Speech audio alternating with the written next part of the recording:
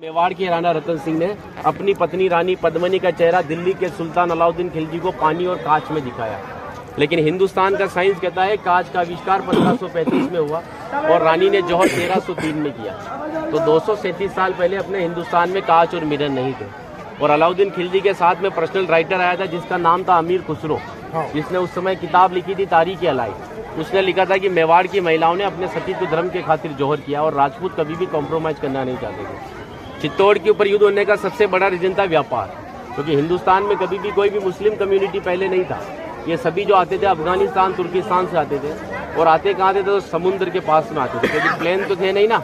तो इधर नज़दीक पड़ता है गुजरात और ये जाते थे दिल्ली, तो इधर पड़ता है दिल्ली, उनको क्रॉस करना पड़ता था ये मेवाड़। अच्छा, इधर गुजरात इधर दिल्ली बीच में राजस्थान, तो इसको क्रॉस करना पड़ता था ये मेवाड़। तो यहाँ के राजपूत उनसे टैक्स वसूलते थे।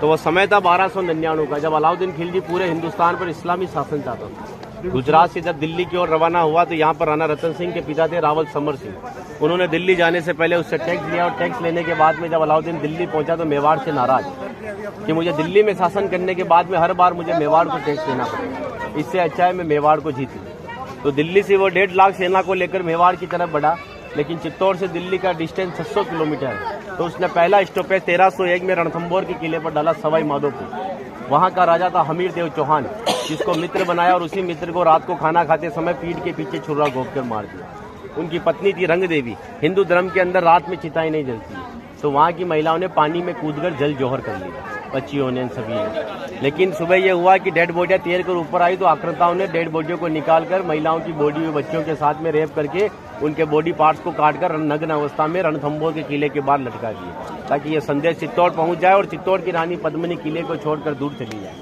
1303 में जब अलाउद्दीन चित्तौड़ पहुंचा तो किले के ऊपर आने के लिए उसको 7 गेट क्रॉस करना था, तो इम्पॉसिबल था। तो उसने 1.5 लाख सेना को किले के चारों तरफ फैलाया।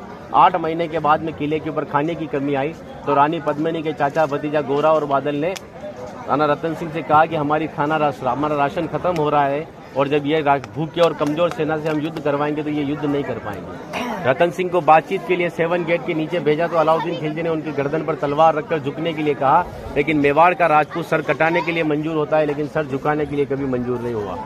राणा रतन सिंह को धोखे से बंदी बनाया और रानी पद्मिनी को संदेश भेजा कि आप हमारे अधीनता स्वीकार करो, हम दिल्ली चलेंगे। रानी पद्मिनी कहती है जो नरसंहार तुमने 2 साल पहले रणथंभौर के किले में किया तो यहाँ की महिलाओं के साथ में भी वही होगा।